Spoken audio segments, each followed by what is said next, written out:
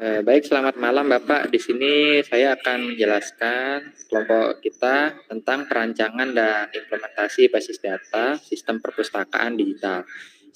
Sebelum memulai, kita akan memperkenalkan diri dulu. Nama saya Deril Zayan dengan NIM belakang 0363.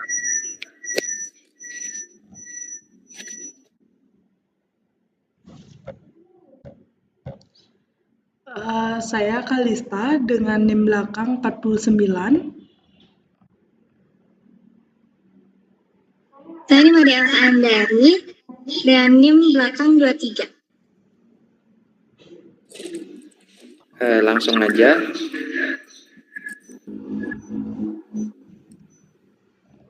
Latar belakang transformasi digital dan solusinya. Perubahan era digital ini, teknologi informasi telah mengubah dunia pendidikan dan pengelolaan informasi secara signifikan, menuntut perpustakaan beralih dari sistem konvensional ke digital. Untuk masalah sistem manual ini, perpustakaan konvensional sering menghadapi kendala seperti kesulitan pencarian data buku, risiko kehilangan data, serta inefisiensi dalam pengelolaan koleksi. Lalu untuk solusinya bisa melalui data dengan penerapan sistem database terstruktur, memungkinkan pengelolaan data buku anggota dan transaksi menjadi terintegrasi. Lalu manfaat utamanya meningkatkan akurasi data, mempercepat pelayanan, dan meminimalkan kesalahan pencatatan serta mendukung pengambilan keputusan yang tepat bagi pengelolaan perpustakaan.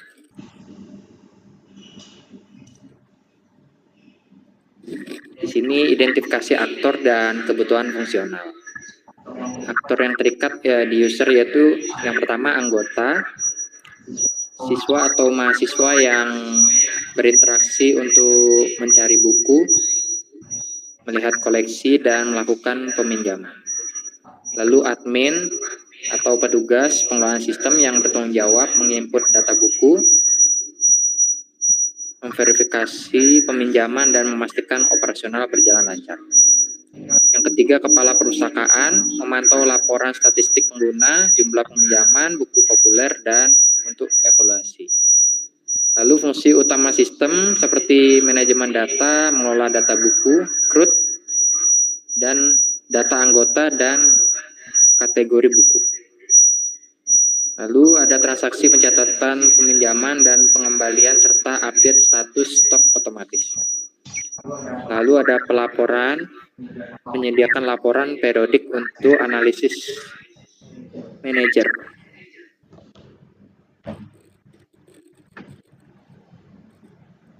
Lalu di sini penentuan data yang disimpan ada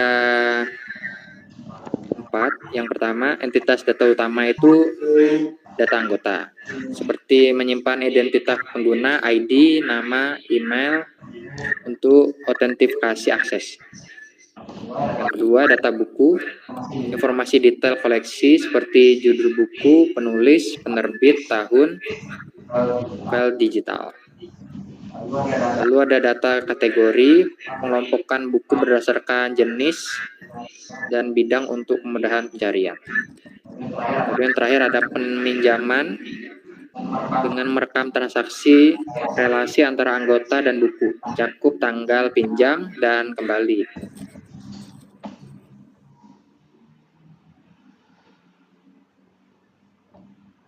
Nah, selanjutnya ada metode pengembangan sistem. Di sini ada 4 juga. Yang pertama, analisis kebutuhan, mengidentifikasikan aktor, proses bisnis, dan ruang lingkup data.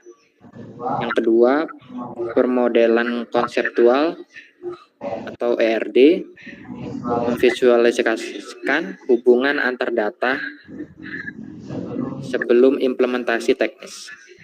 Yang ketiga, perancangan struktur, logika dan fisik, seperti menentukan tabel, primary key, dan foreign key, dan tipe data.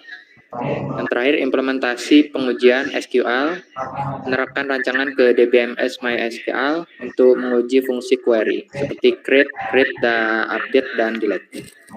Selanjutnya akan dilanjutkan oleh teman saya.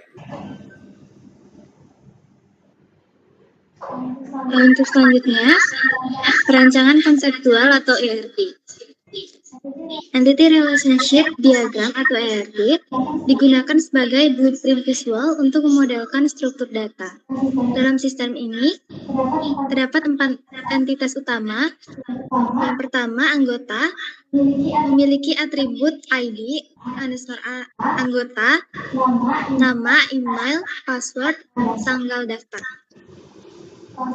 Selanjutnya ada buku, memiliki atribut ID buku, judul, penulis, penerbit, tahun terbit, file, buku. Selanjutnya ada kategori, memiliki atribut ID kategori, nama kategori. Selanjutnya peminjaman, entitas transaksi dengan atribut peminjaman, tanggal pinjam, tanggal kembali, dan status.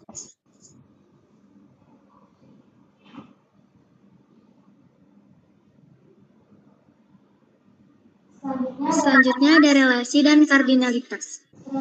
Relasi menggambarkan hubungan logis antar data dengan aturan kardinalitas sebagai berikut. Yang pertama, anggota ke peminjam atau one to many. Satu anggota dapat melakukan banyak transaksi peminjaman, satu data peminjaman hanya memiliki satu anggota spesifik. Yang kedua, buku ke peminjam atau one to many. Satu buku dapat dipinjam berkali-kali dalam riwayat yang berbeda, dan setiap record peminjaman merujuk pada satu buku. Ketiga, kategori buku atau one to many. Itu satu kategori, misal teknologi menaungi banyak judul buku, dan satu buku hanya tergolong dalam satu kategori spesifik.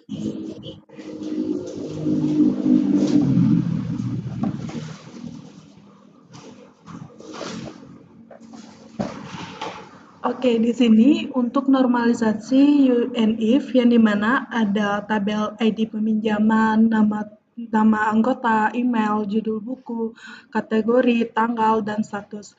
Nah, di normalisasi ini itu sangat berantakan yang dimana datanya itu kedouble. Next.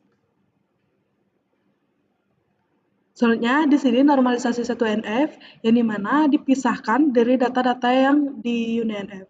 Semisal itu ada P001 Budi Santoso itu dengan email yang sama dan kategori yang sama dan tanggal pinjam, kemudian ada tanggal kembalinya dipisah, dan ya statusnya juga akan dipisah dengan yang kedouble tadi.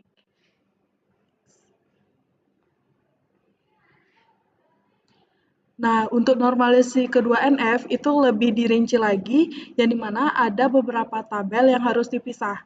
Semisal ada tabel anggota, isi tabel tersebut itu ada ID anggota, nama anggota, dan email, yang termasuk di data pada tabel anggota.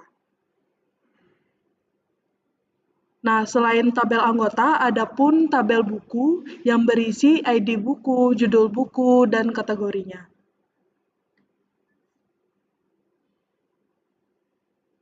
Nah, di sini juga di 2NF ini ada tabel peminjamannya, yang dimana dari ID pinjam, ID anggota, ID buku, tanggal pinjam, tanggal kembali, dan status. Kenapa ada ID anggota dan ID buku? Karena mereka itu primary key dari tabel-tabel yang sebelumnya. Jadi harus tabel peminjaman ini perlu adanya identitas dari anggota dan buku yang akan dipinjam.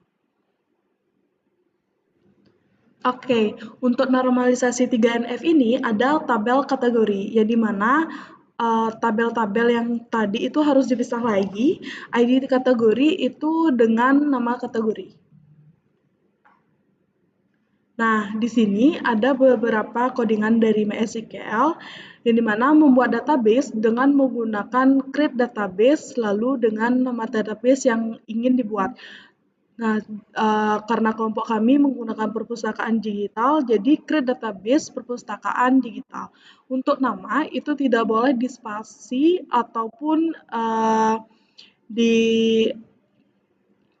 tidak boleh dispasi, tetapi menggunakan underscore maupun dijadikan satu kalimat. Nah, untuk cara membuat tabel, itu saya contoh membuat tabel anggota pada MySQL, yang dimana menggunakan create tabel anggota dengan beberapa isi dari tabel anggota, yang dimana contohnya ID anggota itu menggunakan varchar, tentunya itu primary key, karena itu kunci utama dari yang akan mengikat untuk ke tabel lainnya. Tentunya ada nama anggota, itu menggunakan varchar karena itu berupa nama yang dimana ada huruf, berbagai huruf. Tentunya ada email itu menggunakan varchar juga, dan selanjutnya nomor telepon itu menggunakan char itu berupa angka. Tentunya alamat itu menggunakan varchar. Nah, begitu juga dengan tabel-tabel yang lain sama codingannya berupa yang seperti tabel anggota.